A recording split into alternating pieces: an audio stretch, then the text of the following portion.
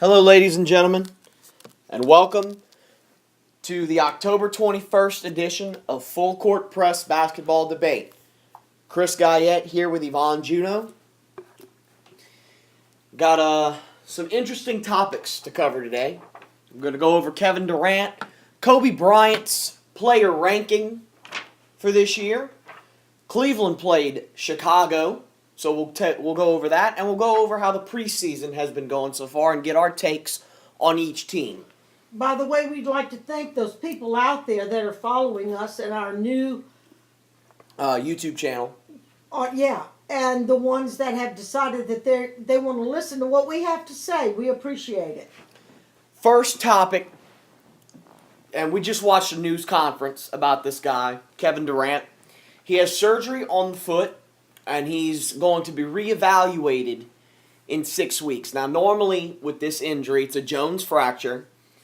Normally what it is, they're out between 8 and 10 weeks. That's usually a good measurement, a good timetable for how long you're going to be out. So the first question I have for you, Yvonne Juno, how worried should Oklahoma City fans be? Worried? I'm not sure that's the right word. But it's definitely, we talk about... Concerned. Well, okay, that's a better word. We talked about this last week. I think there's a great deal of concern here. You don't take somebody like Kevin Durant out of the picture when he is the face of the OKC team. I know that there are those that say that Russell Westbrook is. And that's debatable. And depending on what category and what kind of job you're talking about this person does for the team, I can see both sides. But in my opinion, Kevin Durant is the face of the team. And when you take somebody like that out of the picture completely, there is a great deal of concern that should be there. Right. For me, there's a concern, and I'm agreeing with you. There's a concern simply because of who this guy is. Absolutely. This guy is an MVP, the reigning MVP. This guy's a multiple time scoring champion. This guy, look, you can't game plan for this. No. If you're Oklahoma City, now they have to try to strategize around it. You can't game plan for Kevin Durant being out. Right. So it's going to be tough. It's Yeah. going to be extremely tough. It's just hard to say because we've never seen Oklahoma City without Kevin Durant before. We've Right. seen Oklahoma City without Russell Westbrook. Right. And others. And Right. Serge Ibaka. Right. We have the one consistency has been that of Kevin Durant. Right. You He's remove that. Also, when he plays, he's not one to warm the bench. They don't sit him. Unless they're like 20, 25 points ahead, then they sit him because they know they got the game won. He's not one to take a whole quarter off. It's just tough. to sit and, right. It's He's a consistent, on the spot, in your face player, even though I think he should be a lot more intimidating sometimes.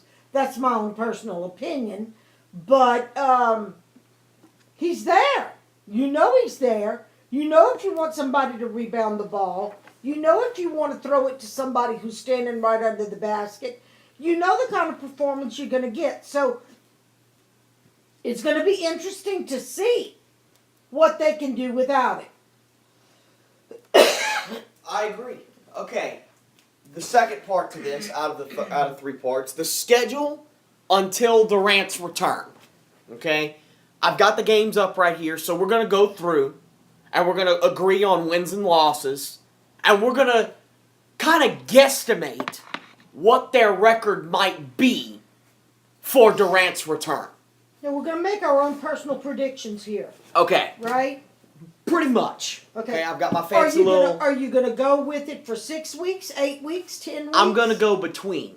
Okay. 9 weeks. 9 weeks. Between all right? the estimated time is between 8 to 10 weeks. So That's it's fair to fine. say right in the middle, 9 That's weeks. You kick off the season on the 29th. If he takes care of himself, It could be before then. and he does the physical therapy, because in the interview that they were doing with him, he was saying He can't put weight on it, he can't put weight on it. His mom is making sure that he doesn't get up on it, but which is awesome. right.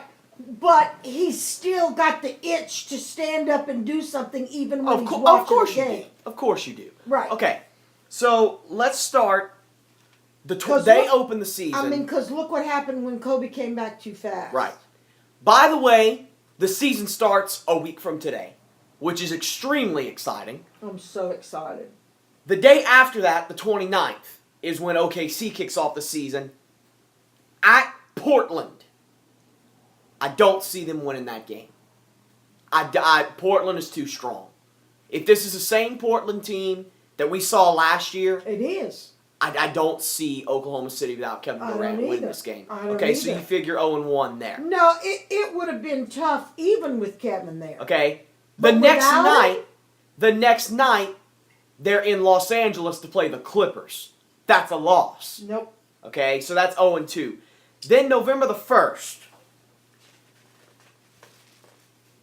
That was a Wednesday. So November the 1st, okay, you've got the first home game of the season against Denver, divisional rival. What are you thinking there? I think they can win that game. I think so too. I think they can win that game. If it was away, I would probably say no. But at home, first game, the excitement of the first game, and with Denver and all of their changes and their issue, I think so. Okay, so you say 1-2 there. Yeah. Okay. November the 3rd. Okay. At Brooklyn. No. You don't think so? Even without Paul Pierce. Oh, I forgot about that. I forgot about that. And Brooklyn's got some issues going on, injury-wise. Well, and they have personal I issues. give going Oklahoma on, City too. a chance in that game. They have With a personal- day in between? They have personal issues going on With too. a day in between? Controversy. I think we can give them that game. I think there's a good chance. Okay, 2-2 then. I'm gonna say yes. Okay, 2-2 then. The next night, The next night, no break. the next night, they're in Toronto. I don't see that happening. No. I don't see that happening, okay? Between travel time and the next night, no rest. You're going and from with New York to Canada. Well, and with Toronto's team, Right. I don't see it. Okay, so Not we're without saying, Kevin. We're saying 2 and 3. No. 3 days later, on the 7th. 3 days. So Because that's you got to calculate your rest time in there. 1 week. You have to. 1 week Too would be much on the rest is not good, but not enough rest, that's very detrimental. 1 week would be on the 4th. On the 5th, okay? So then you go to November the 7th at home against Memphis. You know how big of rivals these guys have become. Memphis and Oklahoma City, it's always a fantastic playoff series. Usually goes to 6 or 7 games. Oklahoma City's at home. They've got 2 days rest in between. I like them for that game. I don't know, bud. I like Oklahoma City for that game. On the road, it'd be a different story. On the road, if they'd have to travel to Memphis, it'd be a different story. I don't see it. You're not seeing it? No, I'm not seeing it. No, I'm not. So what is that now? 2 and 4? Yeah. That makes their record 2 and 4. Okay. You can say, yeah, I'm going to say no, I don't see it. Cool. I just don't. Okay, so that makes their Not record. without Kevin. Let me keep track of this. Not without Kevin. So that makes their record 2 and 4. Okay. 2 nights later, at home on the 9th, they've What got. game are we up to now? This would be game 7 of the Okay. season, I believe. 1, 2, 3. Sorry about this. 4, 5, 6. This is game 7 of the season. They're 2 and 4. Okay. On the 9th, there's a day in between. They're still at home for Sacramento. I like them in that game. Okay. So that makes their record 3-4. I see that. 2 nights later, they travel on November 11th on your birthday. They are in Milwaukee. I like them for that game. Okay? So they're up to 500 now. They're 4-4.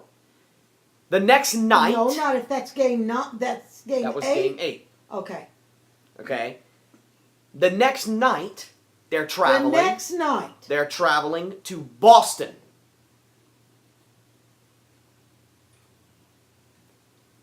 I like them in that game.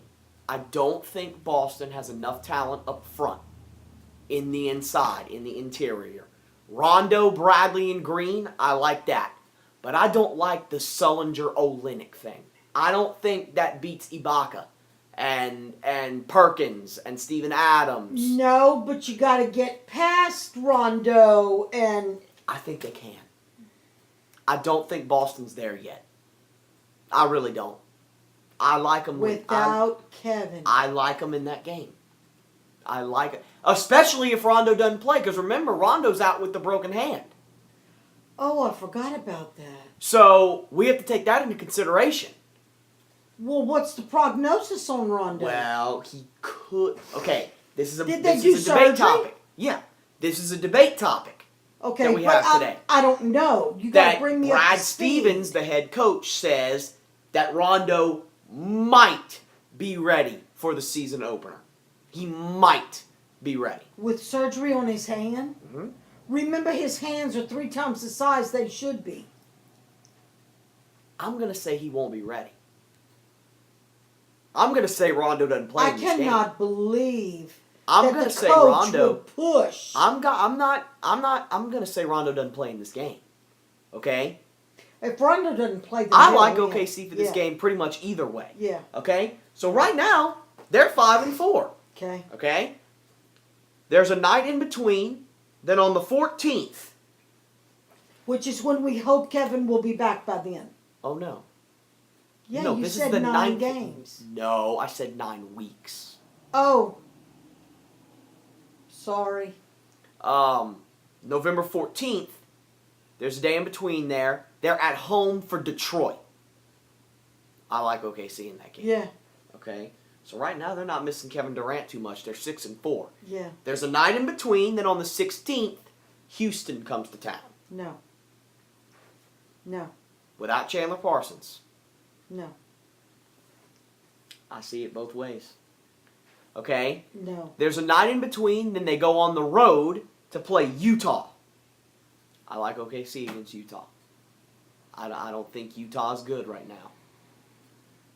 Well, baby, we don't know. I don't think We Utah have to can wait match and up. see what they're going to do. I don't think Utah can match up to Oklahoma City. Even Well, without from Durant. what we know, probably not. So I'm going to say OKC. Okay. But I mean, with the The changes and the things that they've done, The next night, now this is be 3 weeks right here. This is the 3-week mark. wow. Okay? The next night, Wait a minute. Are you counting? That's 3 weeks into the season. You're not counting the weeks that these last 2 weeks since he's had surgery. well, he just had surgery Last a week. few days ago. Last week. Today's Tuesday. So he had it on Saturday, so 4 days.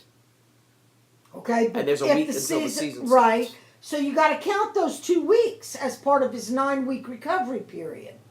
Okay, so Okay. So if you're into how many weeks of playing? this is the 3rd week. Okay, so that would be 5 weeks for recovery.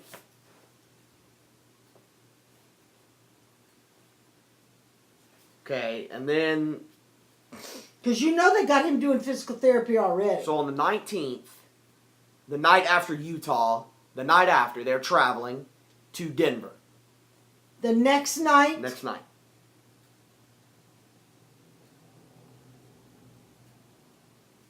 I don't see that happening. I don't either. Not a next night game. No. So right now they're 7-6. Okay. On the 21st, 2 days later, they start a 4-game homestand. Good. Okay. The first one is on the 21st against Brooklyn. I like Oklahoma City in that game. I like Oklahoma City beating Brooklyn at home. Without Kevin. Yes. We've already picked OKC over Brooklyn once. Yeah, I know, but this is at home. Yeah, OKC at home.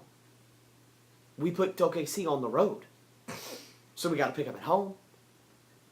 Yeah. Okay. Next, no. On the 23rd, there's a night in between. Okay. Golden State in Oklahoma City.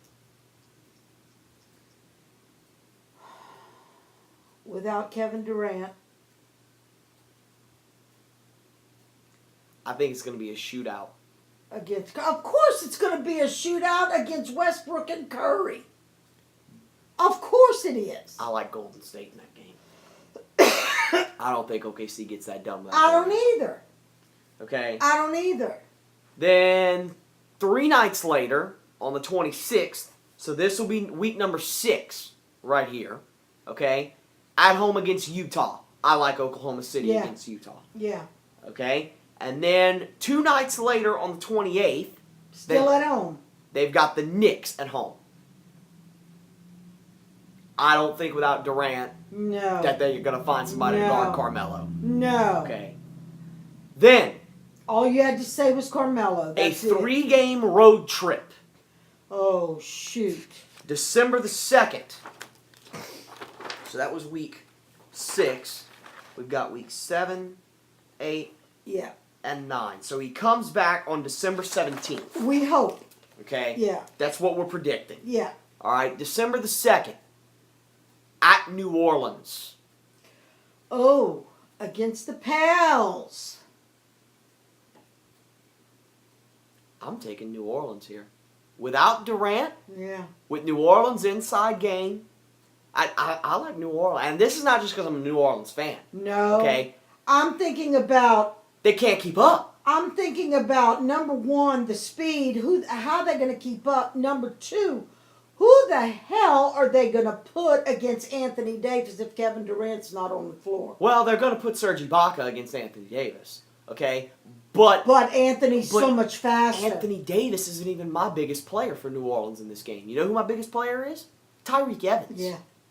He's a hybrid. He does a little bit of everything. Yeah. That's who And Durant their would normally be speed. guarding. I'm going with the Pels. Yeah, I like New Orleans there. Okay, so right Are we now... going to see that game? Live? No. That's not one of the games we're going No. to? Are you sure? I'm positive. We're not going to see OKC. We're going to see San Antonio, Miami, Phoenix, and the Clippers. Oh, okay. Then December 5th, 3 nights later, 3. they're Okay. at Philadelphia. I like Oklahoma City against Philadelphia. Yeah. Okay, so right now, they are 10-9. Okay? Then 2 nights later, they're at Detroit. Again, I like Oklahoma City against Detroit. I don't think Detroit, especially with giving away Rodney Stuckey to Indiana in the offseason. You realize, of course, all of these predictions could change after we see what Russell Westbrook's going to do out Of on that course. court by Of course. himself without Kevin Durant. Of course. And if he decides to showboat, we are sunk on OKC. Of course. You realize but that. I like Oklahoma City over Okay. Detroit. Okay. Somebody better rein him in and remind him that team has no I in it. Then we've got 2 straight home games. The first one against... Well, by this time, we're in week what? This is December the 9th. We're in week number 8 right now. Okay. Okay. 2-game homestand. The first one against Milwaukee. Sorry. Okay, I like Oklahoma City over Milwaukee at home. And then on the 11th, Cleveland visits. Ooh. LeBron without Durant. Sorry. Okay. Then December 12th, they go... Wait, what are you saying? Cleveland goes to Oklahoma City. Right. LeBron Oh. without Durant. LeBron wins. Okay. The way you shook your head, I thought you were going to say OKC could win, no. and I was like, No. No. The next night after that game, Oh, they travel to Minnesota. Now, it's not far. It's right there. right. You're still traveling, but Minnesota just has a bunch of rookies on it. They've got a bunch of rookies on their team. No Kevin Love. Okay? Kevin Love is gone. Yeah, he's in Cleveland. I know that. Okay? You got 3 rookies in that starting lineup. 3 rookies.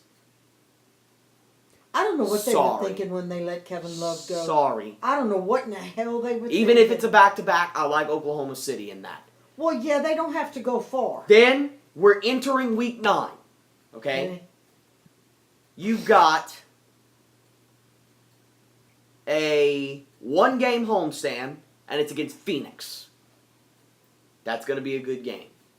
Oh. That's going to be a good game. That could go either way. Yeah.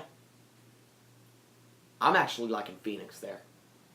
I think Phoenix has too many backcourt weapons. Dragic, Bledsoe, Isaiah Thomas. Agree. I don't think Russell Westbrook can keep up with all of them. I agree. Okay?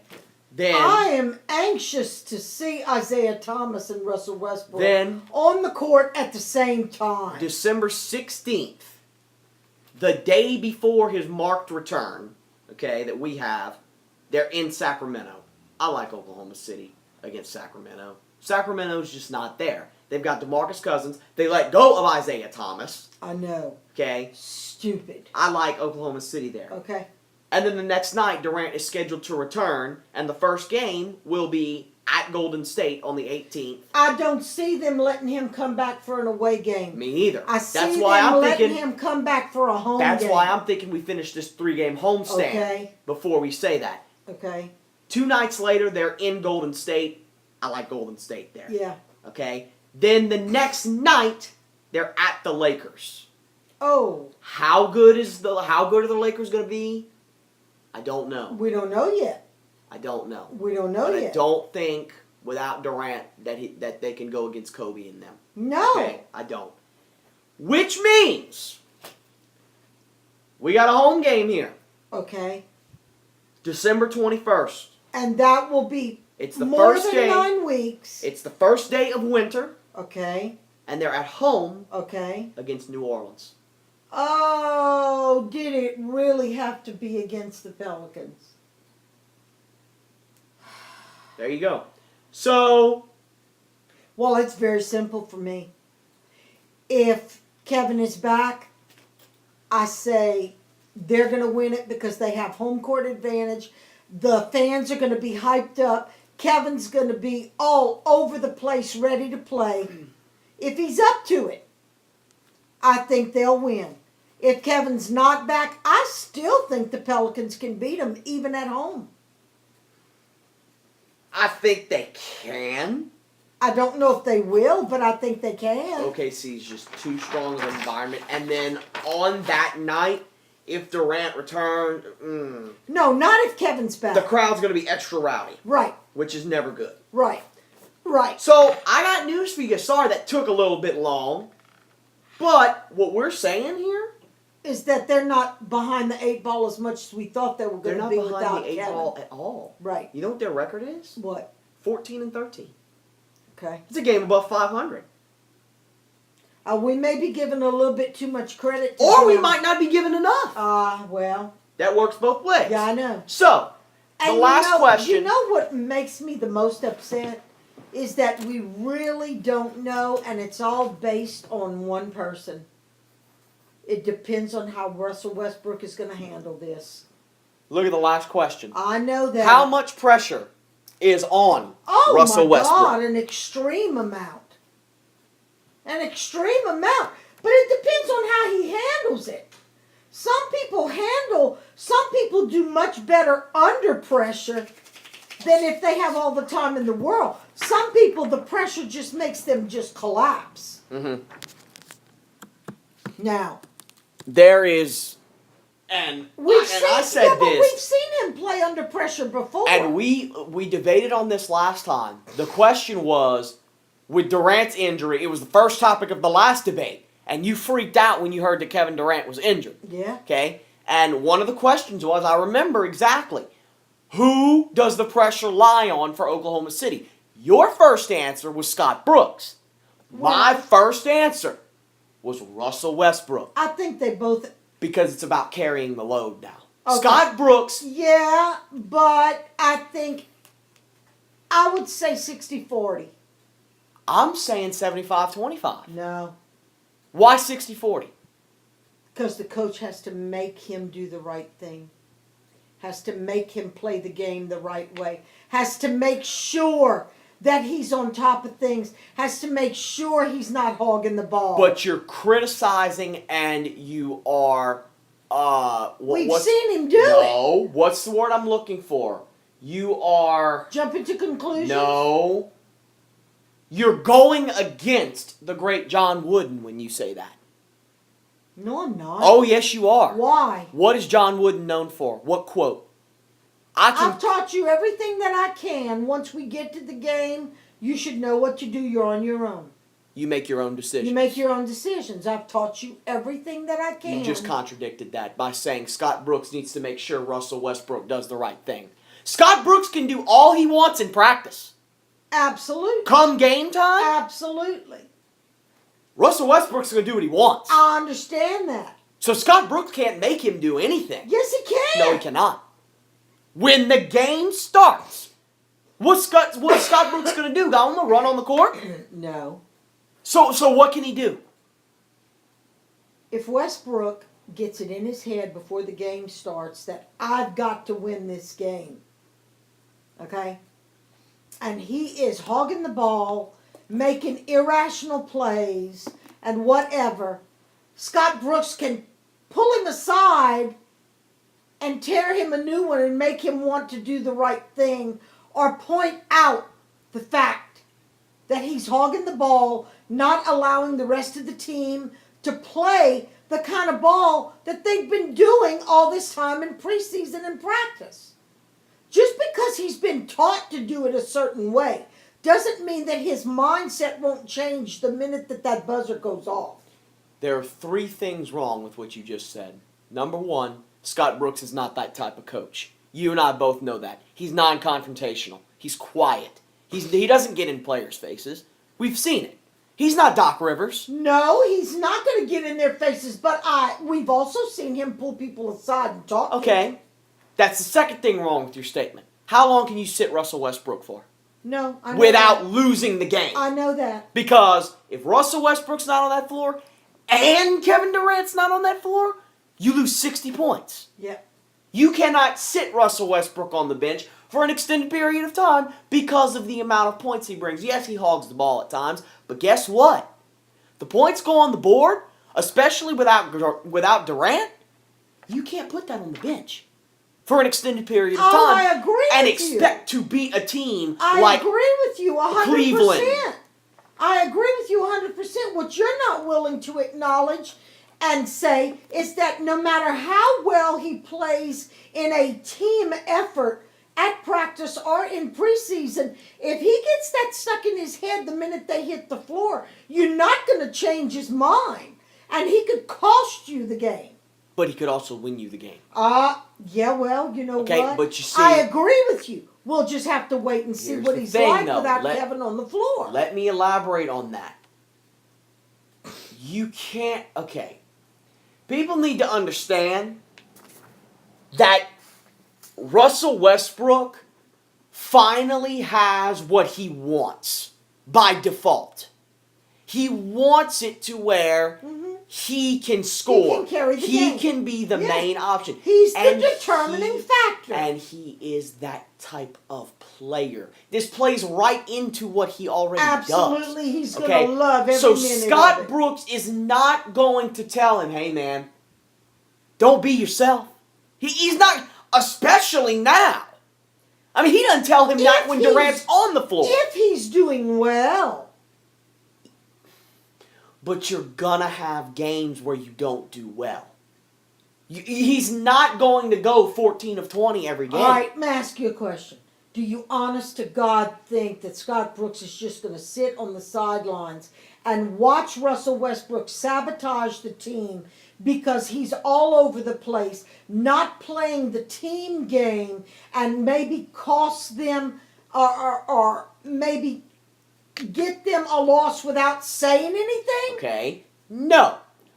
But But, that's my point. okay, but wait. But that's my point. But wait. I'm going to counteract that. Take New Orleans. Okay? Anthony Davis. Okay? Say he's 3 for 12. Okay? You're down 1 point. Who are you going to give the ball to? Anthony Davis. Okay. Why? Because he is that good of a player, and there is a trust factor there between Monty Williams and Anthony Davis. Hey, man, I need a bucket. Go give me that bucket. I'm not saying that the Okay. coach is going to sit Russell Westbrook has to be relied upon. This is 75-25, almost 80-20, because Scott Brooks can do all he wants in practice. All that he wants. That's his time. When the buzzer goes off, when tip-off starts, it's Russell Westbrook's time. He has got to step in and carry this team. This is one of those weird situations when someone needs to carry the team. Because guess what? Serge Ibaka ain't going to do it. Okay? Jeremy Lamb ain't going to do it. Perry Jones ain't going to do it. I hope he's pounding it in his head right now in the preseasons. He needs to be. He needs to be. Because if Russell Westbrook doesn't, It's all right. It's probably Papa Check. Because if Russell Westbrook doesn't carry the load, that 14-13 record, that ain't even close to happening. Oh, I know. Not with why I that said- schedule. Well, that's why I said we can make all the predictions we want, and I hate it when it comes down to saying all of these records and all of these wins and losses are really going to be determined by one person. But because that's sometimes- not the way that it should be. But sometimes, I know, but let me finish. That's not the way that it should be. But in this particular set of circumstances, without Kevin Durant on the floor, let's be perfectly honest here. Russell can make or break the winning and loss streak he has before Kevin has to come to. He back. has to. It's not about if he can. He has to. Because And that may be a good thing because he's the type of person that might thrive on and he this does. pressure. He does. But if he gets scared even once, if he gets scared or chokes even once, we can kiss that record goodbye. Well, And Kevin will be coming back to major losses that they may never be able to recoup. we'll see. I It's going to know. be interesting. Yeah. Kobe Bryant, quote, "Players are overpaid, but so are owners." Is he including himself in that? He said players are overpaid, Well, then I hope he's including himself in but that. so are owners. I agree. Agree or disagree, and why? Absolutely. Absolutely, I agree. And depending on the player, far as I'm concerned, depending on the player, depends on the level of stupidity as to how much they gave them.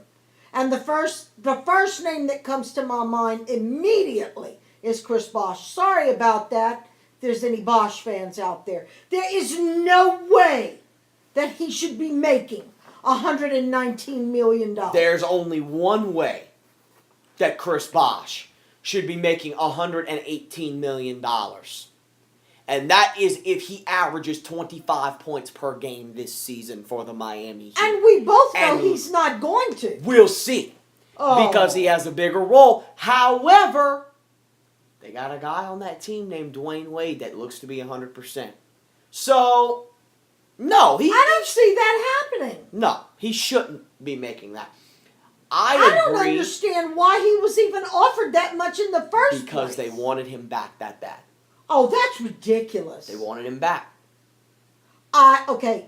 Let me rephrase my answer to the question. Okay? Players are overpaid, yes, but you know what is more insulting to me and more unbelievable to me than the fact that they're giving these players that much money? Where I see the greatest injustice being done is the difference of what one player makes versus another. Some of these guys deserve so much more money than what they're getting, and some of them are so much overpaid, it's not even funny. Okay? Because anybody on any given day for any game can be the star player or can be the person who costs the team their game.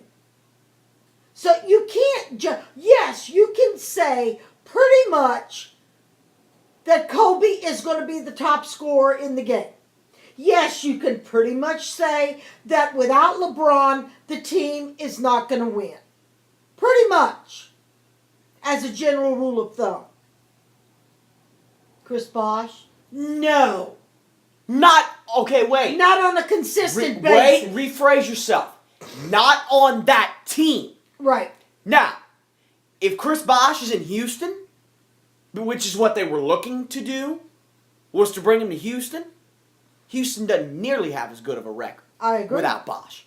Or if he was still in Toronto, where he started his career. Houston would have But never offered him $118 But in million. Miami, with the team that they have now and all Right. the free agents, look, okay, wait. Let's put this into perspective.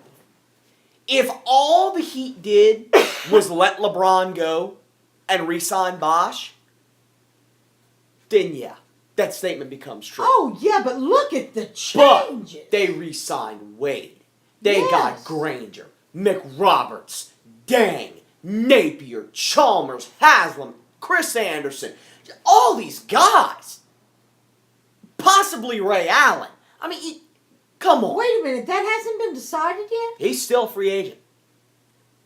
Well, isn't there a cutoff date as to when he has to make a decision? Not for a 1-year deal. That's what he's looking for. 1 year. Wait, he has to make a decision before they start playing? Oh, no, you can go and sign free agents anytime. When the season starts. Say you have an injury on your team. You need a player. You can go sign a player at any time. I thought a contract had to be signed before the season actually starts.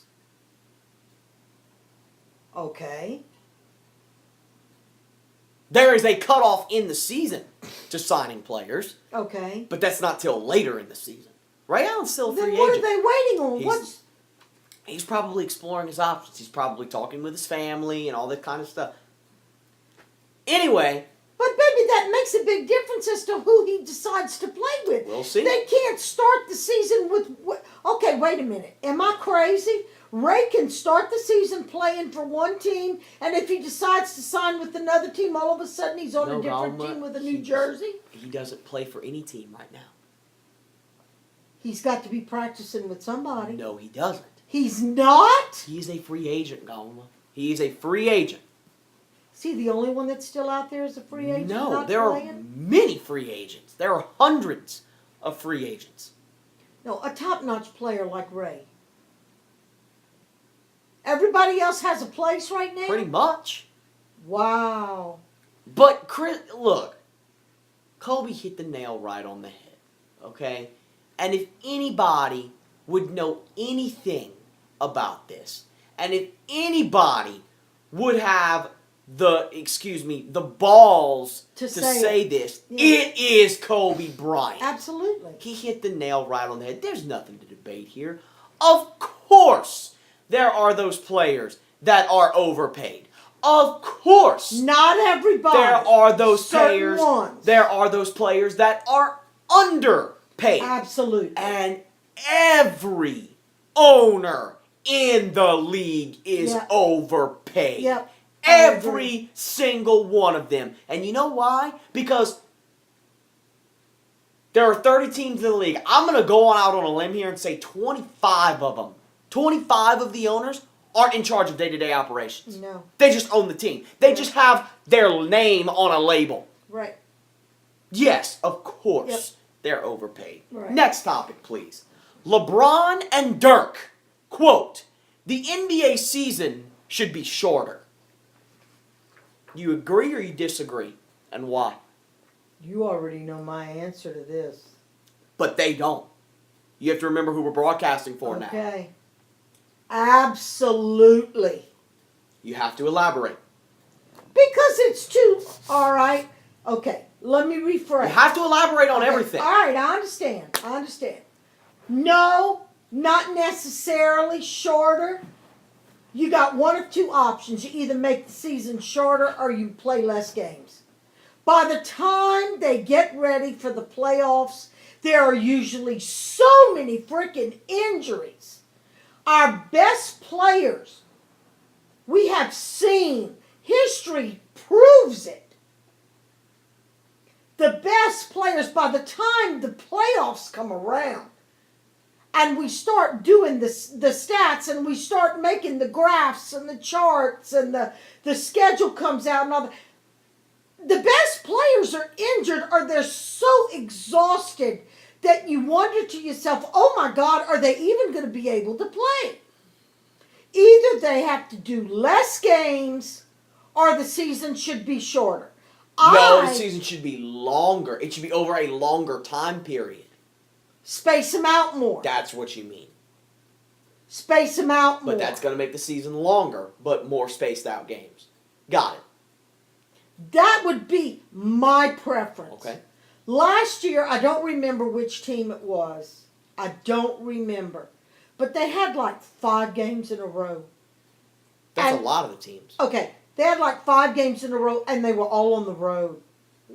It happens. And I mean, they were zigzagging across the United States like crazy. By the time I don't remember which team it was. By the time they got to the last game, it was so obvious watching them, they just couldn't go anymore. Why do you think a lot of these injuries happen in the first place? Your body can only withstand so much. I don't care how much practice you get, how much preseason play you get. Your body can only take so much. Either that or they should change the rules and not make it back-to-back games, 2 different cities, 2 different nights. And I know it's not going to happen. I know that. That's not the way that it's set up. That's my own personal opinion. I've been saying that for years. I agree with your logic, and I see where you're coming from, but I disagree with this on so many levels. Okay? First of all, injuries happen. Yeah. Every single day. It is a part of every sport. Look, they happen. And sometimes they pile up. No matter if the season is 82 games or 22 games, there are going to be injuries. Okay? Secondly, why is LeBron saying this? I'm going to go to the source. LeBron has never been injured. This guy is the healthiest man on the face of the planet. And you're telling me the NBA season should be shorter? He was injured last year for a little while. No, he was not. Wade was injured. No, LeBron had the leg cramp issue. Oh, I'm sorry. It's hot. Yeah? I'm sorry. Yeah? Wade didn't sit down for that. No. And he was injured. He was Right. legitimately injured. Absolutely. Okay, don't give me that. All right? And Dirk, you're 38. You've been dealing with this for 20 years. Why are you just coming out with this? Because LeBron said Okay, it. stop. Okay, so that puts those 2 sources away. All right.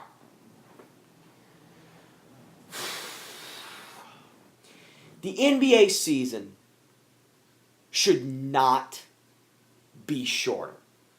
82 games is fine. Should they be more spaced out? Probably so. Do back-to-back games hurt and up the risk of injury? Sure. Absolutely. Sure. But no matter if it's 82 games or 1 game, an injury can happen just like Absolutely. that. Oh, I agree. Okay, now,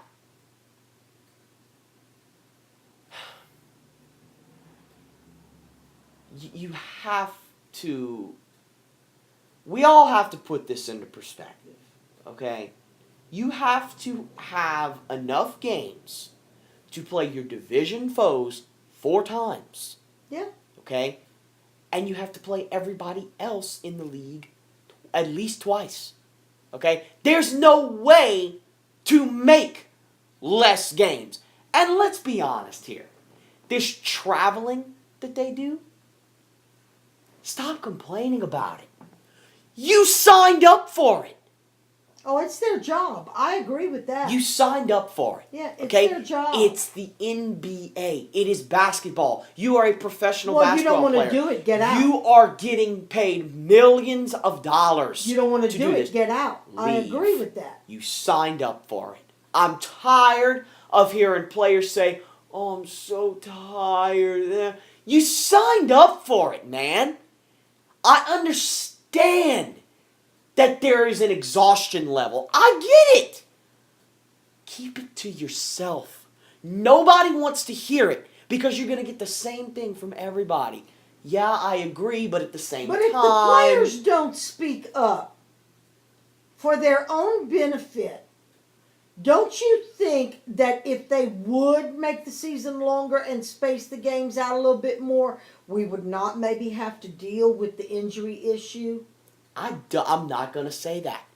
And for the simple logic that I put out there, whether it's 82 games spaced out over 12 months or it's one game, an injury can happen. An injury is likely to happen, especially in basketball. You've got 90 feet. 90 feet. Okay? And you're running at 20 plus miles per hour for some of these guys, flying through the air. It's gonna happen. Absolutely. You cannot avoid this. But if you're Okay? already exhausted before you even hit the floor... Leave. You signed up for it.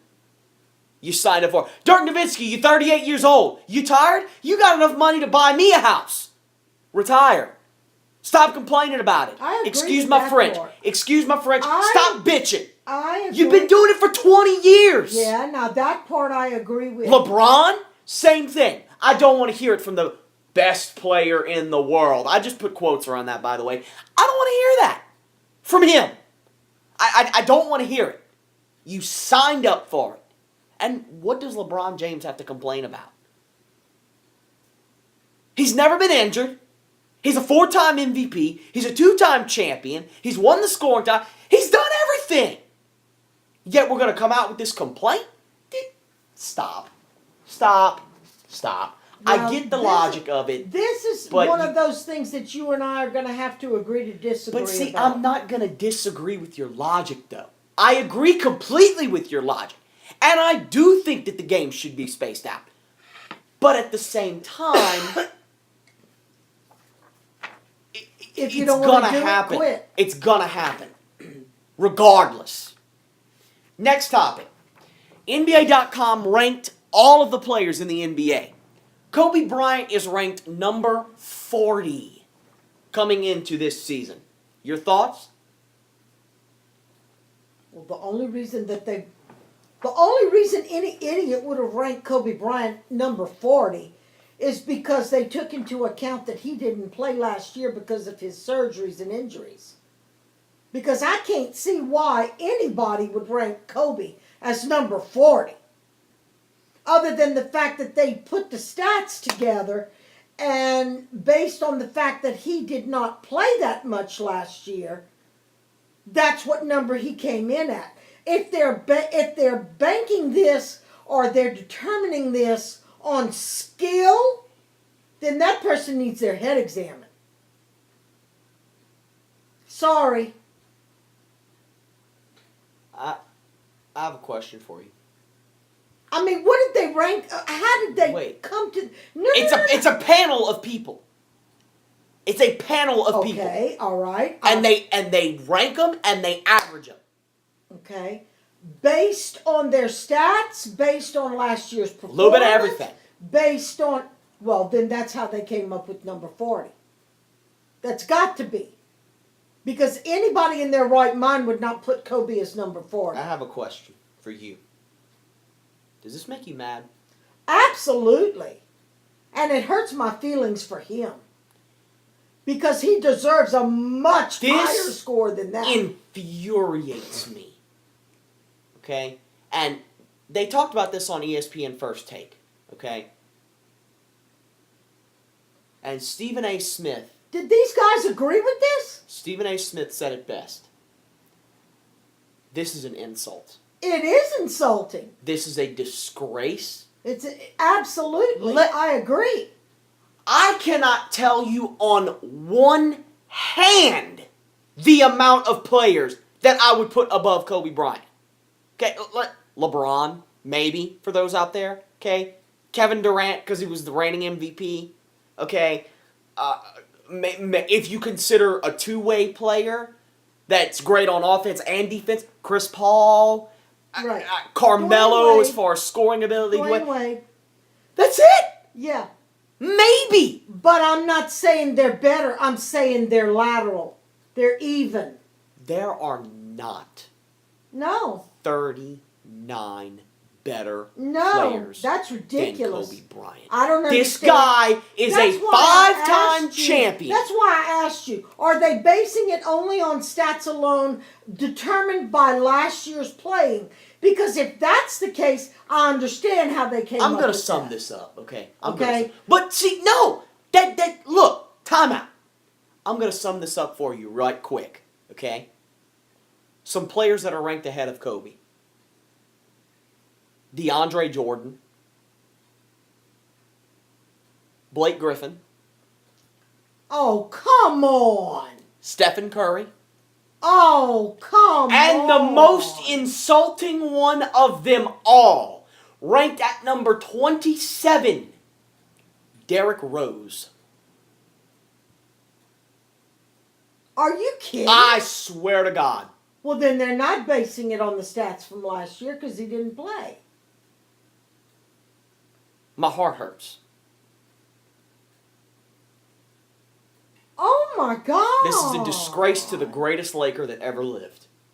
This is a disgrace. What did he say? Kobe? Yeah. We'll get to it. It's a topic. We'll get to it. Let's move on. Oh, We'll come back to it. We'll come back to it. Amari Stoudemire. Wait a minute. No, I have one more question. I can't let this go yet. Who determined this? It's a panel of people on NBA.com. What people? They work for NBA.com. Okay, they're coaches. No, they're... Gamma, they work for NBA.com. They're analysts. Okay. They're stupid. Amari Stoudemire has been bathing in red wine. He says he's feeling fine. Literally? Literally. Literally. Bathing in red Filling wine. up a tub with red wine. Mhm. Why? For his legs, his knees. It's been proven. It has been proven to relieve pressure from your knees and your legs and your joints. How much of that is he guzzling? That's probably why his knee feels better. Okay. Okay, well, there's your thoughts on it. Okay. How much of a factor is Amari Stoudemire for the Knicks coming into this season? Well, he's a very big contributing factor. Of course he is, because he's a good player. Does he carry the team? No, but I mean he's a contributing factor. But I think this whole bathing in red wine stuff is crap. Sorry. I mean, unless he's, dunking his whole body in, and then it makes me wonder how much of it is he drinking to release the muscle pressure in his knee, and maybe that's why he thinks his knee feels fine. Sorry, that was really ugly. The question here is, how much of a factor is Amari to the Knicks? I can't say. Okay, because What a stupid thing. Because I don't know what he means by he's feeling fine. I don't know what that means. Okay? How much of a factor could Amari be if he is legitimately feeling fine? Oh, a huge factor. Yeah. For one main reason. There's no more Tyson Chandler on the Knicks. Right. Okay? Somebody's got to fill that void. And that's a big, big void to fill. Yeah. Okay? Amari's got to do it. If he is feeling fine, Well, if he's feeling fine, we'll see Excuse when me. he gets on the court. Excuse me. If he is feeling fine, he could be a huge factor to this team.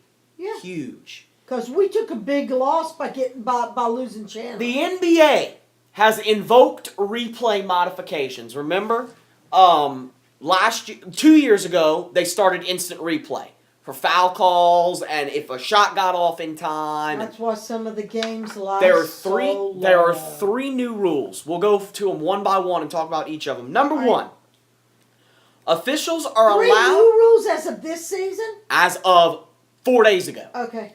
Officials are allowed to use replay only in the last 2 minutes of overtime. Previously, you could use replay in all of overtime.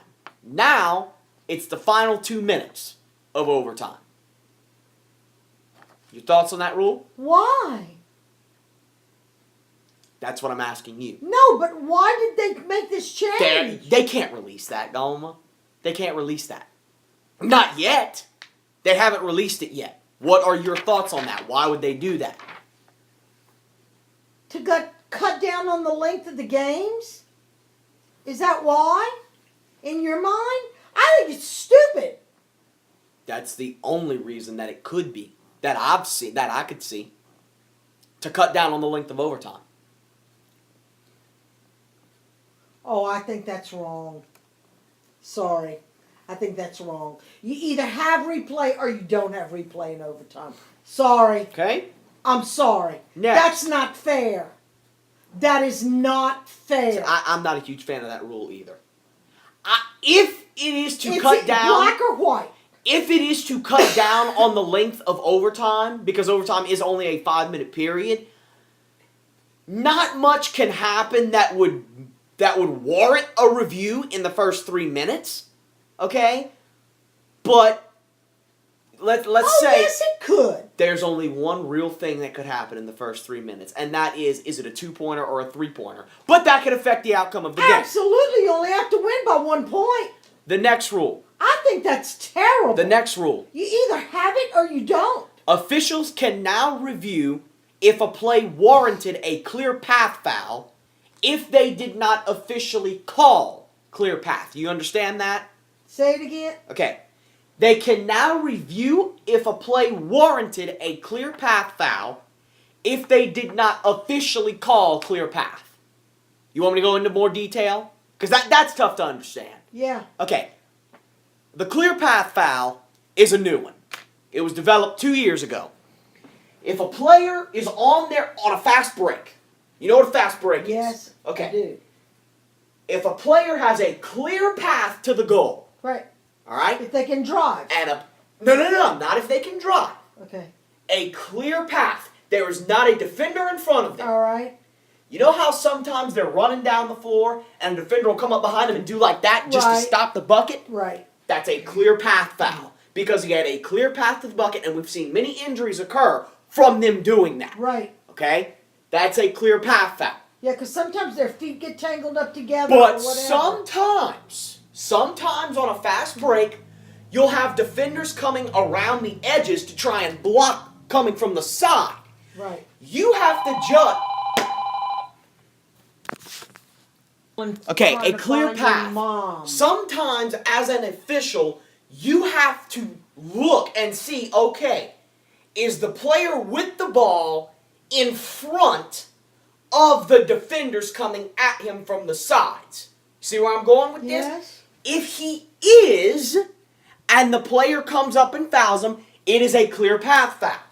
But if the defender is even slightly in front of the offensive player, and he comes up and does that, it is a personal foul, but it is not a clear path foul. So, you get where I'm going? Yes. All right. So, say it happens, but they call a personal foul on the floor. There has to be a call on the floor. They have to make a call Sure. right away. Absolutely. But because as you know, there's 3 officials for every NBA game. There's one here, and I one know here. that. Okay? If they get together and say, oh, that might have been clear path, they can now review, okay, was it clear path? Should we have called clear path? And they can overturn it. Because Then I the think that's a penalty, good thing. the penalty for a clear path foul is 2 free throws Right. and the ball. Right, The personal foul is 2 free throws. right. Okay? But you So, don't get possession of the ball. but they can only do this if they did not call clear path on the floor. If they called clear path on the floor, It's a dead it issue. is a clear path foul. But if it's and they called a personal foul, they can go under the monitor and look and see if it's clear path. Then I think it's a good rule. Fantastic. I think Absolutely it's a good- fantastic. Yeah, because rule. sometimes it happens so fast. It happens so fast all the time. Yeah, it can be a judgment call, and once they look at it, they realize they called it wrong. And the third one can now review if a foul merits a flagrant upgrade. Yes. That's a big one. Yes. Yes, because we saw that happen more than once. There were several I'd like to that call. coming over the top of the head, coming over the side of the shoulder, sticking your hands in somebody's face. I'd like to call this rule the Dwight Howard rule. Absolutely. if I can. I love this. I I do love too. this. I Any- think this is wonderful. Any other thoughts on the replay modifications? I think this is wonderful. This should have been put into play a long time ago. But see, David Stern doesn't think. Sorry. Any other thoughts on the replay modifications? Now, you said the NBA invoked these modifications. Adam Silver, commissioner. Okay. He calls all shots. All right. When I say the NBA invoke this kind of stuff, that's Adam Silver. Okay, good. Should have been done a long time ago. Any other thoughts on the modifications? No, I think it's wonderful. All right. Next topic. I'm not happy about the first one. I'll be honest with you. I think it's either black or white. I think you either check in overtime or you don't check in overtime. But I think it should be. If the game was so good that it went into overtime, those last 5 minutes make or They are the break- game. That's it. Exactly. And regulation had nothing to do with it once it goes into overtime. It's a completely new game. It's exactly right. So I think everything should be checked because that last 5 minutes is the determining factor about whether or not that team is going to win. Yeah. The next topic. Brooklyn Nets center Brook Lopez re-injures his foot. He's out 10 to 12 days. Your thoughts? Are you kidding? I didn't know about that. What's wrong with it now? It's the Well, same he just injury? had surgery on it. This is the one that he was out all year for last year. Well, you know, when you make them go back too fast. Look, I'm not even going to debate on this, okay? Look, just cross out all three of these questions. We talked about this last time when Yep. we were going over each team. What was the key for each Yep. team? And the first thing I said, Brook Lopez must be healthy. He's got to be 100%. Here you go. Yep, Here you go. yep. All right, next, please. Kobe. I'm not motivated by any sort of ranking. That's a quote. Even though I didn't put it in quotes, that's a quote. I'm not motivated by any sort of ranking. My thought about this, based on the comment that was made that he's number 40, I'm sure that's what made him make this statement. My thought, I'm reading between the lines here, I may be totally off base, but I detect and I can hear the hurt and the insult in this comment. He's insulted. He is pissed off, he's insulted, and his feelings are hurt. And by him saying that it doesn't make any difference to him how he's ranked, we both know Kobe is too proud. And Kobe is too, there's no way. That's bull. He did not mean that. He is devastated by being ranked number 40. Okay, but His feelings are hurt. But the business, wait, I'm not through. But that's the personal side. But the business side of Kobe, I really don't think he cares one way or the other what people think. So I see it from both sides. okay, but wait. There's a difference. There's a line between being insulted by something and being motivated by it. Okay? If you're insulted, as he should be, Yeah. he's put in 18 years of work, and you're going to put him at number 40 under Derrick Rose, Yeah. who hasn't played in 3.5 years? Yeah. Give me a break. Okay? But he's not going to be motivated by it. No, it's going to do the opposite effect. I don't think it weighs that much on him. I really don't. I think what weighs on him more is rings. Yeah, he's a proud man. He's an extreme proud. Why? But he 'Cause he's deserves to be. Because he's got 5 rings, He 3 deserves to MVP be award. proud. Look. But not because of a freaking stupid ranking. Okay? There's a difference between being insulted by something and being... I wouldn't be motivated by that either. No. I'd be insulted by it. Okay. He's going to be motivated in a roundabout way to prove them wrong and go out there Okay. and do even better. I'll give you a perfect example before you interrupt me. The man you admire the most nowadays, Peyton Manning. I know that's football. What did they By say? the way, congratulations to the greatest quarterback of my generation and in my opinion of all time, Peyton Manning. Go ahead. What did they say about him after his neck surgeries? He would never be the same again.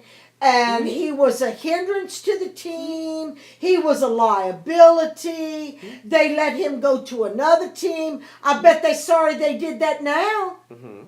And he went out there, and I'd be damned if he was not going to prove them wrong. He used the negative aspect of what everybody was saying as fuel to prove them wrong. So it motivated him in the opposite way. Okay. I see Kobe on the basketball court the same way I see Peyton on the field. But not in this situation. And here's why.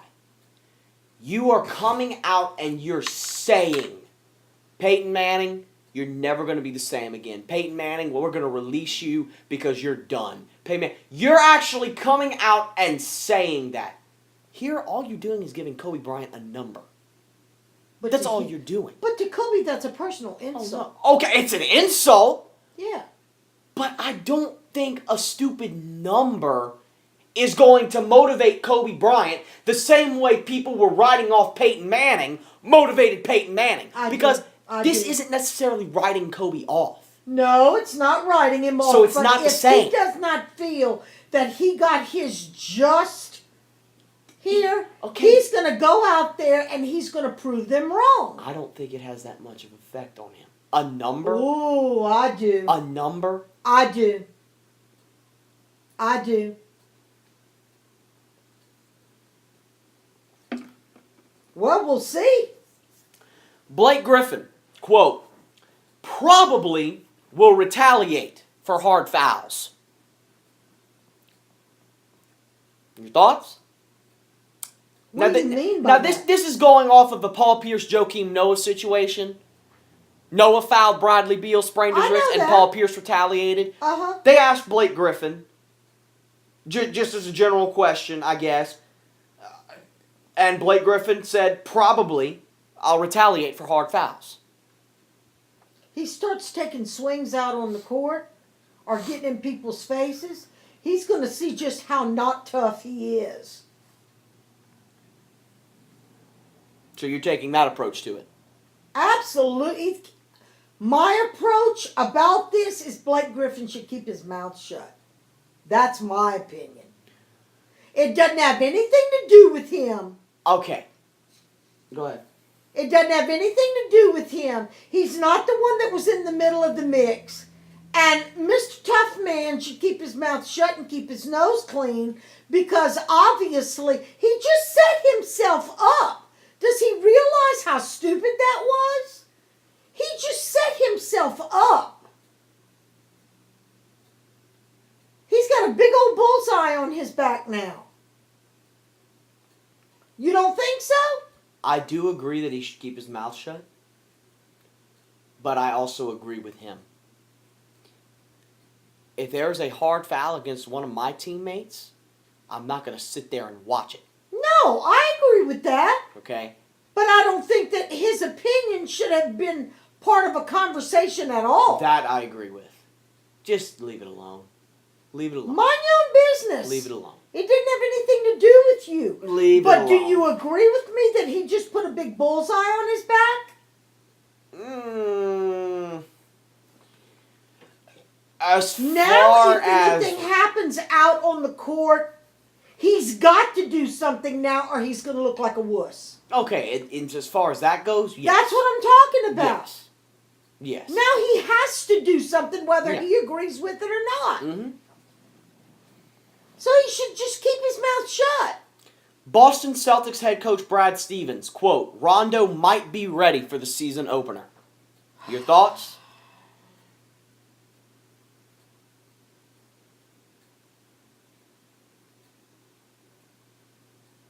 I sure hope so. That man could lose his whole career if he goes out there too fast. Rondo is his hands. Let's be perfectly honest here. Rondo is his hands. The hands are Rondo. All right? Anybody of that size and that stature that can hold that basketball with one hand,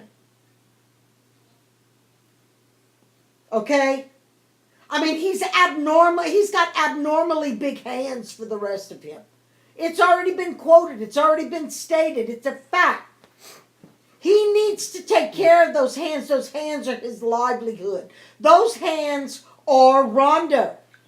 If they send him out there too fast, or if he is being pushed to go out there too fast, I hope he's got the common sense to say, oh, whoa, wait up.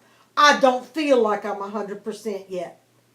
I think it would be more beneficial to lose a few games and let him recuperate 100% than to send him out there before he's ready. Okay. I think in general they send him out too fast. I'm not going to put this on Rondo. No. I'm going to put this on Brad Stevens. Yes. It's a fractured hand. Right.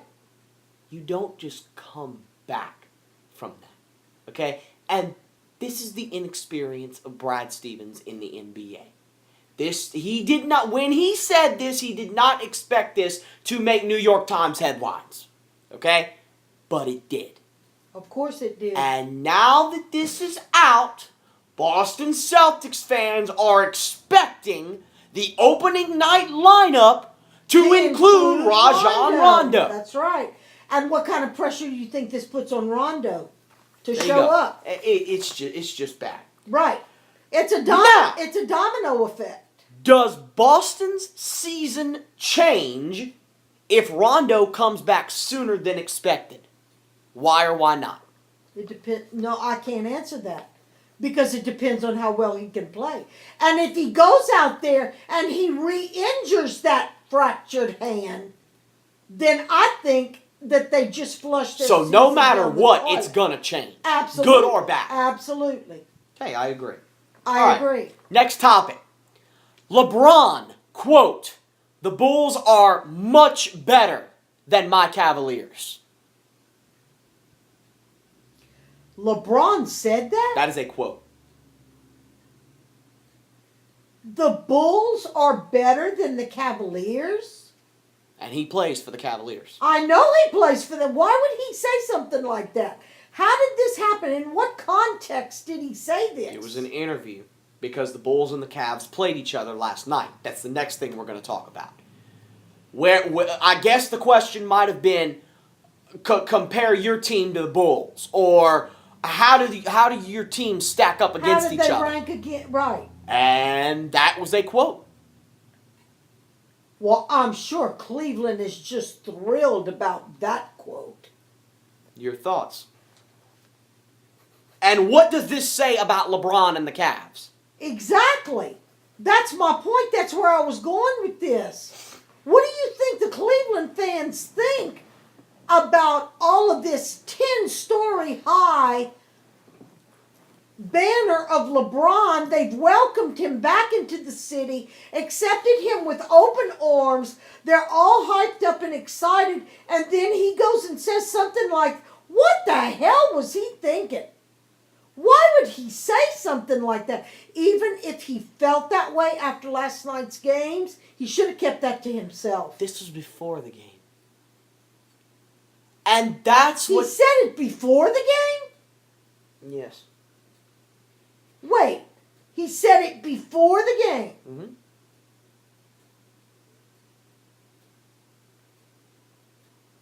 I'm sorry, I'm in shock at this moment. I don't know what to say. What the hell is he thinking? You're really lost on this? This is so blatantly obvious to anyone that knows LeBron James. He's advertising. He didn't mean that. Look at the result of the game. Cleveland won by 9. Advertising what, babe? So people will watch. Oh, it's a publicity thing? The Bulls are better than the Cavs. But then the Cavs went out and proved that statement wrong.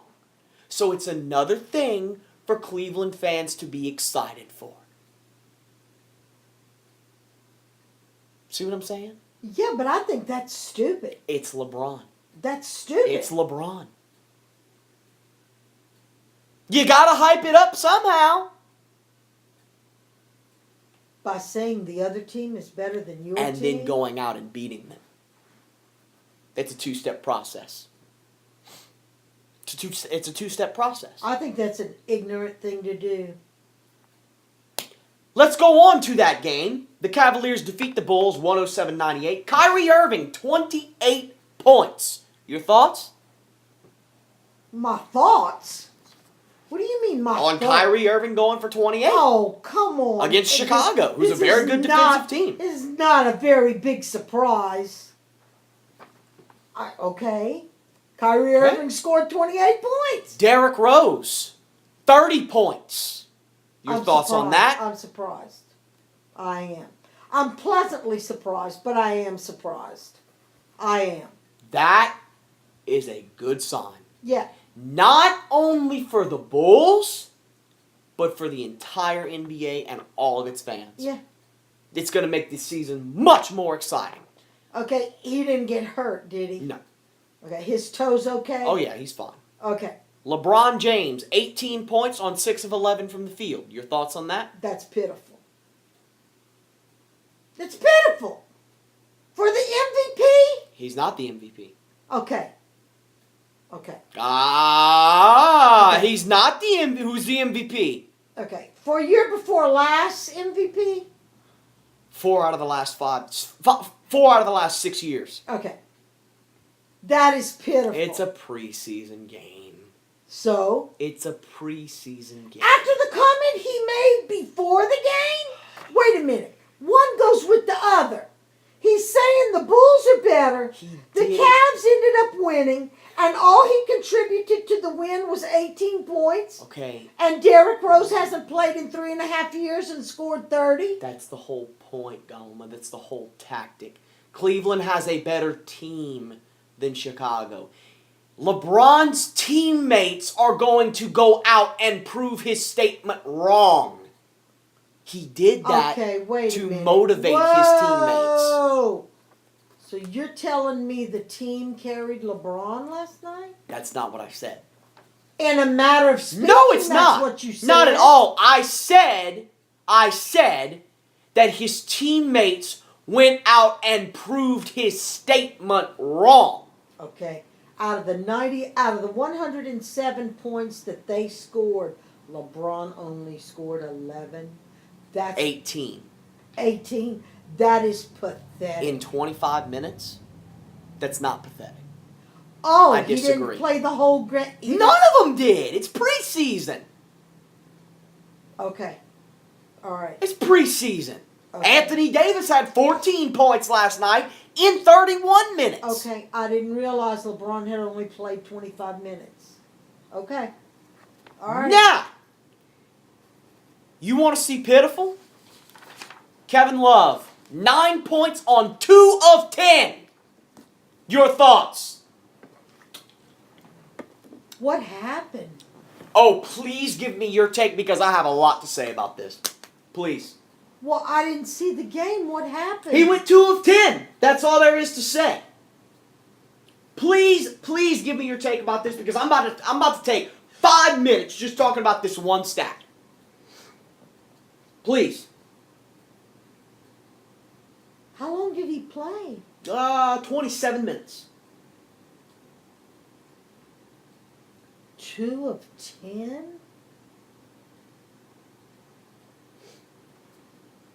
Is he hurt? No. Is anything wrong? No. He played 27 minutes. How hurt could he be? He ain't hurt. He's never been hurt. He's fine. I'm speechless. I don't know. You're shocked by this? I'm Why? absolute because he can do so much better. Can he? Or was he hyped up to that? But he played better than this before. On a different team Yeah. that played a completely different style of basketball. Okay, so were they carrying him last time on the other team? Golly, he played for Minnesota. He was the leader of the team. I understand that. You can still be the leader and the face of the team and have the team carry you and set the plays up to where it makes you look good and you can score. Well, of course they did. That's why he was so good in Minnesota. Oh, well, then he's not worth anything. And what did I say the moment Cleveland's... I've got a lot to say about this. What have I said for 3 months now? Since Cleveland He's got a signed hell him? of a lot of work to do. They hyped this guy up to be some kind of game-changing player, some type of MVP caliber scorer that was going to change the face of the... Shut up! He's not that good!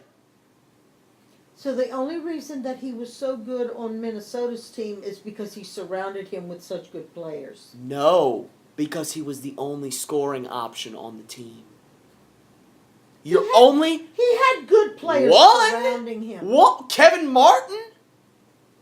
Ricky Rubio, all he does is pass. Kevin Love is their only scoring option. That's why he scored 29 a game last year. Wow. He was hyped up to be this game-changing player that was going to come into Cleveland and just put a whole new aspect on everything. Oh, some aspect. Some aspect, 2 out of 10. Wow. I told you. Cleveland fans, I told you so. You guys hyped him up to be something that he's not. And going into this game, you were expecting Kevin Love to have some kind of off-the-charts performance. Your reaction proved it. You bought into the hype and didn't even realize you did. Oh, you're right. You're right. You didn't even realize you did it. No, you're right. By that face just now, Yeah, you're right. you bought into the hype. Yeah. You didn't mean to, Well. but you listened.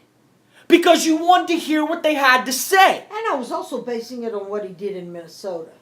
And you heard what they had to say. But and there you is bought into so the much hype. star power on the Cavs. Exactly. There is so much star power. So why are we making Kevin Love out to be something that we all know he's not? You see my point? Yeah. I guess they thought they could add to the mix. You bought into the hype and you didn't even realize you did. No. I was not surprised by this. Because it's a whole new offense, you're playing with whole new players, and you're not going to get And you're but 10 playing shots. with some superior players. Come on. I told you. I told Cleveland fans. I told you so. Damn it. I mean, come on. Wow. Have I not been saying that for months? He's got a lot of work to do.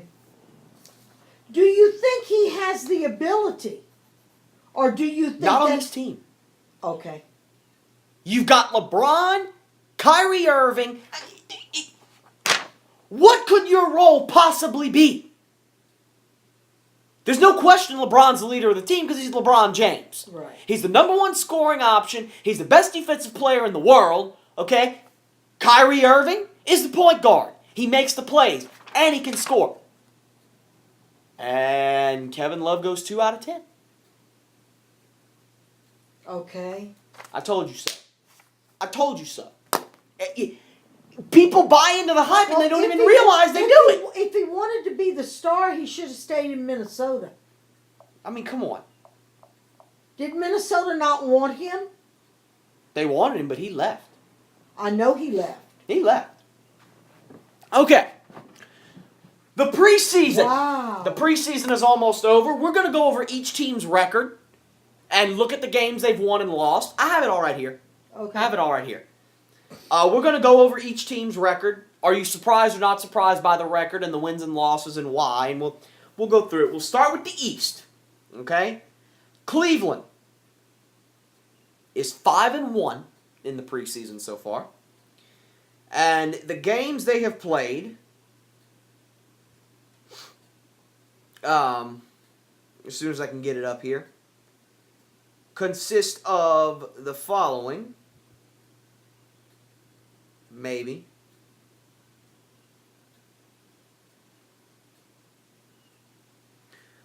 Okay. They include a win over Maccabi Electra, which is one of those foreign teams that they play. A win in Miami in double overtime. A win at home against Milwaukee. A win at home against Indiana. A loss at home to Dallas. And a win at home against Chicago. That was last night. They're 5-1. Surprised? Not surprised? I'm not Thoughts? surprised. I'm not surprised. I am surprised that they lost to Dallas. That Dallas team. I know. I think the Dallas team is going to surprise everybody. So, not surprised that Cleveland's 5-1. Okay, No. right there with you. Next, we're going to go to a team that has the same record as Cleveland in the ESPN update. Oh, it's Kevin Durant's news conference. Toronto, 5-1 in the preseason. Surprised or not surprised? I'm surprised. Who've they played? I'm seeing. Oh, I clicked on Brooklyn. Toronto. See if I can bring it up as fast as I possibly can.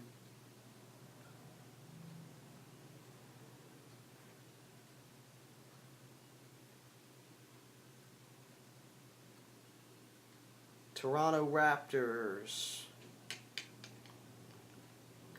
Preseason schedule.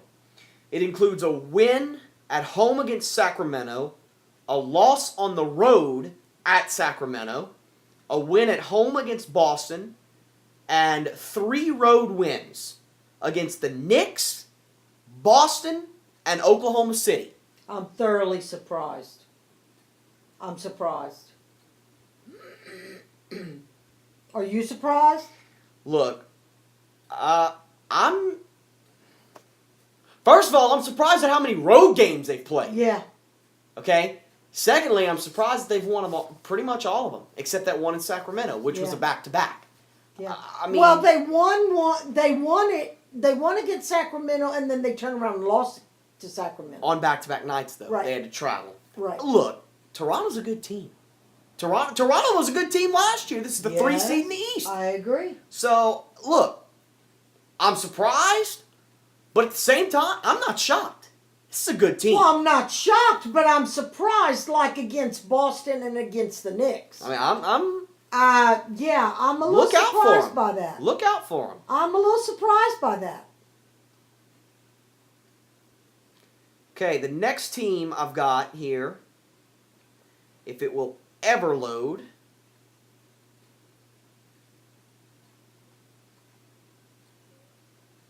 is Brooklyn at 4-1. Okay.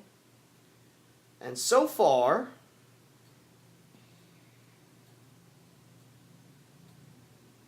They have played.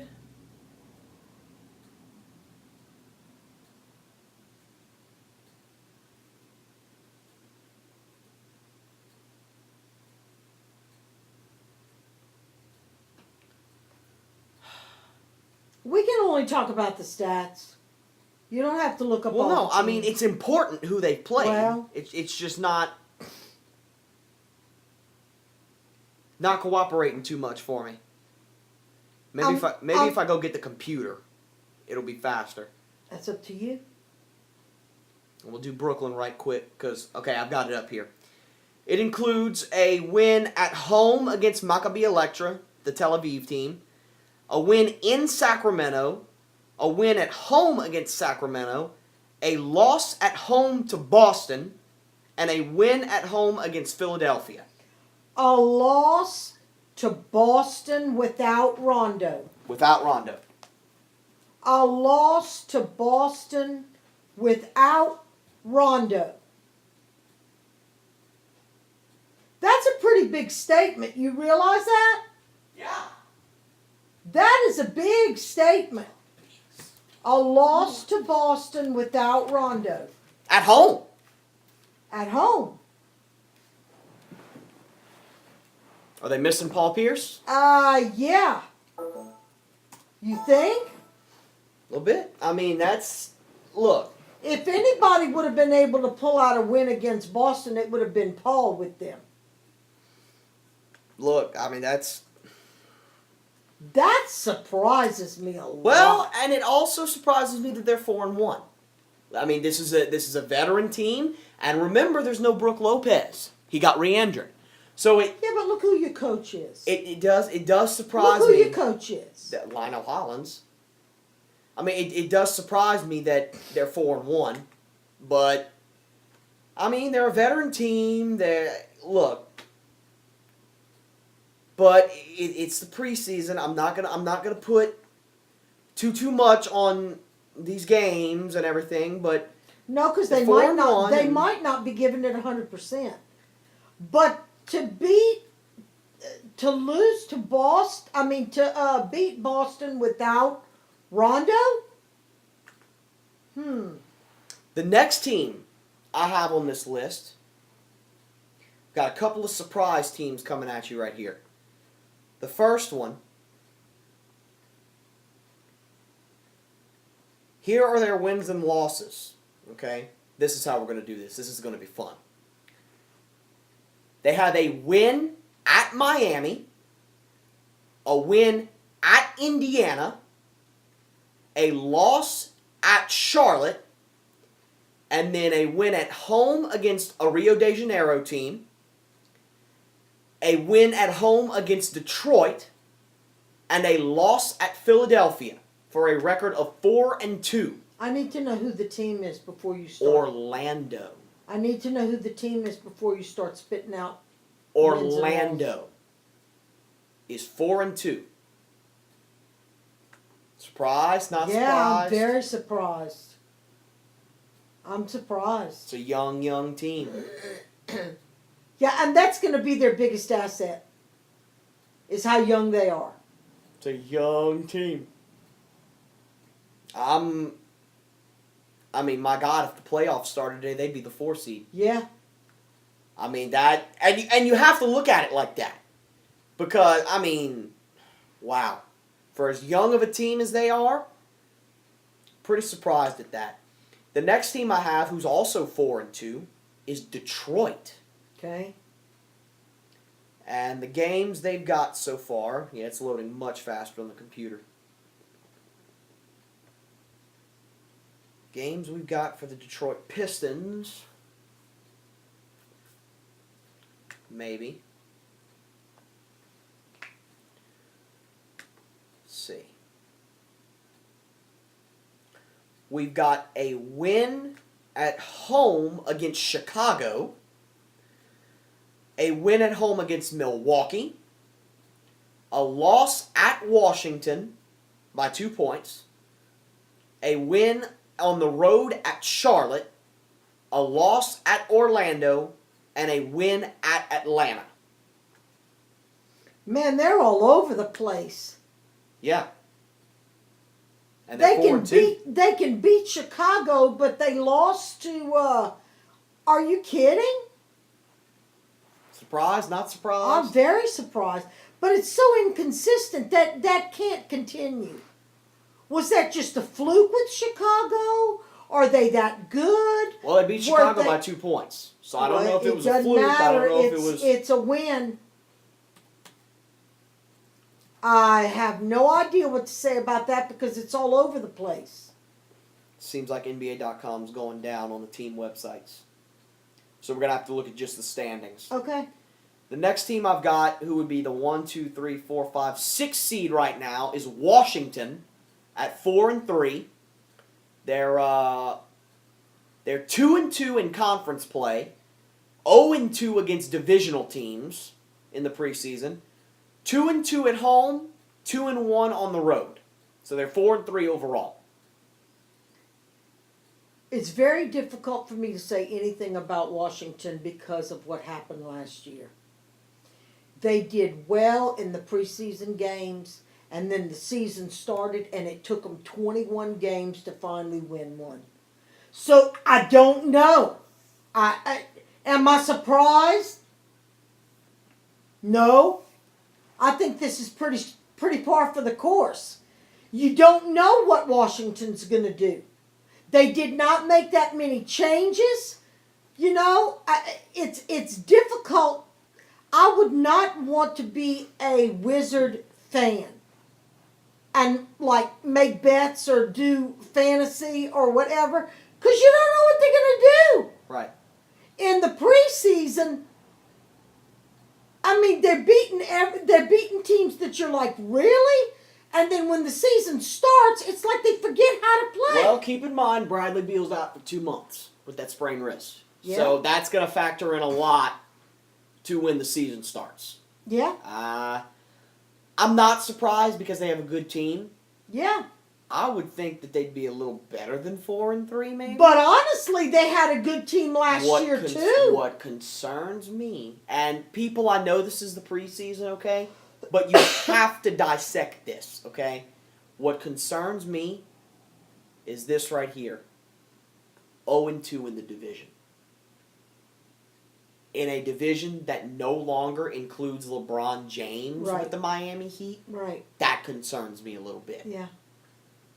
But it's the preseason. The next team I've got at 4-3 is If Chicago. history repeats itself for Washington, it's not going to fare very well for it to take them more than 20 games to come up with a win. Next team I've got is Chicago at 4-3. They are 3-3 in the conference, 1-2 in the division, 3-1 at home, 1-2 on the road. For an overall record of 4-3. Surprised, not surprised? Confused. Why is that? Confused. If they can put up the kind of score that they put up last night against Cleveland, why they have what? I'm confused. Again, the concern is the division play. They're 1-2 in the division, but I'm even going to take that a step further. They're 1-2 on the road. Oh, that does not speak well at all. Come on. You gotta be home to win. But even at home, Yvonne, they still got a loss at home. I mean, they're 3-1 at home, which isn't bad, but you've got that one loss at home. But if they can put up the points they put up last night against Cleveland, who, by the way, I think we both agree is just overloaded with star power to the point that it may hurt them instead of help them. Okay? But, I mean, if you can put up those kind of numbers, I mean, who's beating you? Right. Right? The next team I've got is Boston. Okay. At 4-3. They're all of their games have come against the East. Okay. Actually, all of their games have come against their division. Okay. 4-3 against the division, 2-2 at home, 2-1 on the road. Surprised? Not surprised? Very surprised because it's all being done without Rondo. I'm very surprised, mostly at that road record, 2-1. 2-1 Without on the road. Rondo. You got to say without Rondo. That sticks out.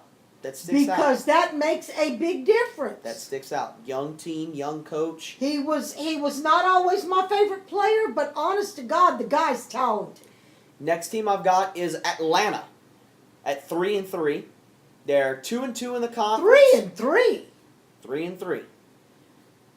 They're 2-2 in the conference, 2-0 in the division, 2-1 at home, 1-2 on the road, for a total record of 3-3. Okay, well, 2-0 in the division is very That's good. very good. But 3-3, that's a contradiction. What's the problem?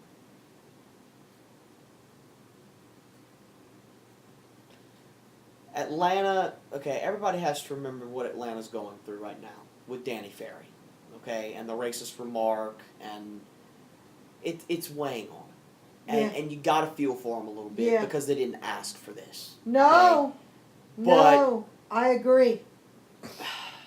I think their heads are screwed up right now. But what sticks out to me is that they're 2-1 at home. That home crowd is going to help them a lot. Yeah. For mental support, especially. I wish them good luck. I hope they have a good season with all that they've been through this off season. What is the status of the racist remark? Well, remember the mayor wants a new. I understand that. What's the status? Has anything been done? Is anything Not yet. happening? Something's got to be done by the 31st of December. So it's a definite that they're going to have to get a new coach. GM. A new GM, I mean. It's definitely definite. By December 31st. Yep. So what does the GM have to say for himself right now? Is there any way that they're going to give him like another chance or a stay or? No. So is he out of the picture right now completely? Yes. The next team I've got That's on my got list. to be tough. Next team I've got on my list here is, you ready for this? Milwaukee at 3-3. They're 1-3 in the conference, 0-3 in the division. Oh. 1-1 at Ooh. home, 2-2 on the road. Ooh. Thoughts?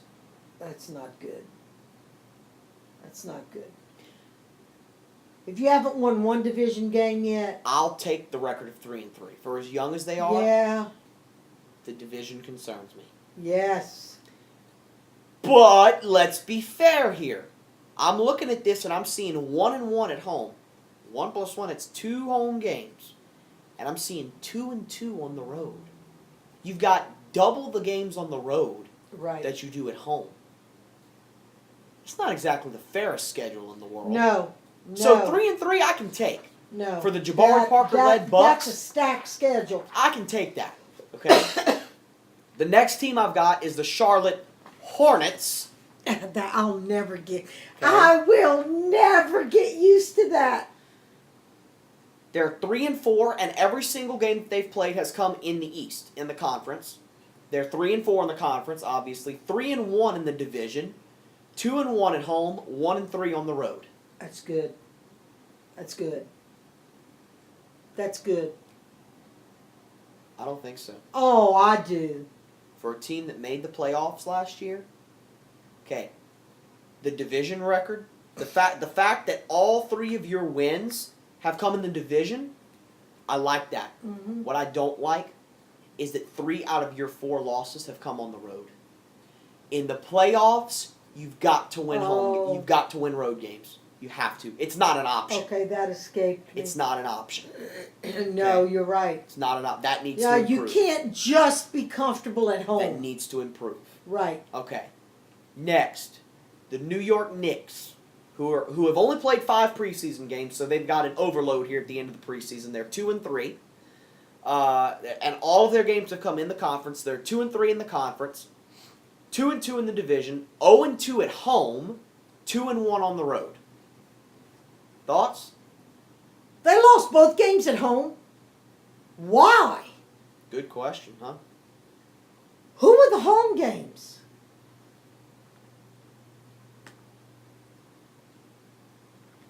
I mean, that's unheard of. At Madison Square Garden? that's unheard of. If you're going to win anywhere, it's usually going to be at home with your own home At crowd. MSG, come on. I'm going to take a look and see. Who the hell did they play at home? I'm sorry. I know this is taking us off the course of what we were Well, doing. no, it's but fine. I mean, it's an I excellent want to question. know. It's an excellent question. I'm going to try and bring up their schedule here. It better be somebody that was worth losing to. Come on.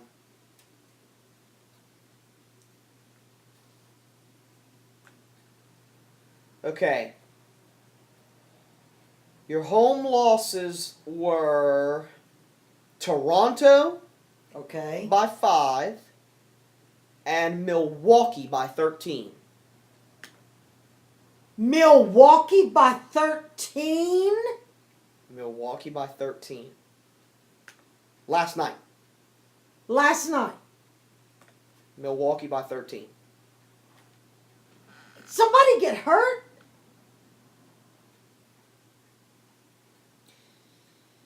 What makes it I'm even worse? thoroughly What makes that confused. loss even worse, Yvonne Juno, is that Milwaukee, who's got an average age of 25.3, put up 120 points last night. The Knicks put up 107 and still lost by 13.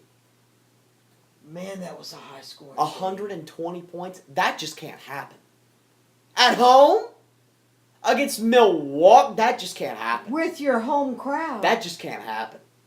That just What can't the hell happen. happened? You sure nobody was injured or I'm out last positive. night? Nope. We would have heard about it. The next team I've got I don't know that's what got to to say. improve. I don't know The what one to good say. thing about the Knicks, though, I like the 2-1 road record. They struggled on the road last year during the regular season. Yeah, but Bud, this is the Knicks. I know. Can't lose to Milwaukee This at is the home by Knicks- 13. This is the Knicks without Tyson Chandler. That might have weighed on it. The next team I've got is Indiana. Now, keep in mind, this is the East. I'm not going in East, West, West, West. Right. I'm staying in the East I right know. now. Indiana at 2-3. 0-2 in the conference, 0-1 in the division, 2-1 at home, 0-2 on the road. That's pitiful. It is very pitiful. That is pitiful. Wow. Keep in mind, no Paul George and no Lance Stevenson. I know that. That's to be expected. Paul George, Out. status. He's out for the year. He's not playing this The year. whole He's not season. playing this year. And Lance Stevenson plays for Charlotte. What's the status on Paul George right now? He's able to put he's able to put weight on his foot. He's walking on his foot, but it's precautionary. It's precautionary season off. How bad was that surgery? It was very expensive. What did they have to end up doing? I mean, they fixed everything. It was an MCL. It was an ACL. Yeah. I mean, it was extensive. But remember, there was no Achilles damage, so it wasn't torn, but it was messed up pretty bad. But they fixed him up. So Wow. the next team, and this might shock you a bit, Miami. 2-4 overall. 0-3 in the conference. 0-2 in the division. 1-4 at home. 1-0 on the road. Your face speaks volumes, Yvonne. What are you thinking right now? Wait, what? You must have been reading the wrong numbers. Miami, 2-4 overall. 0-3 in the conference. 0-2 in the division. 1-4 at home. 1-4 at home. 1-0 on the road.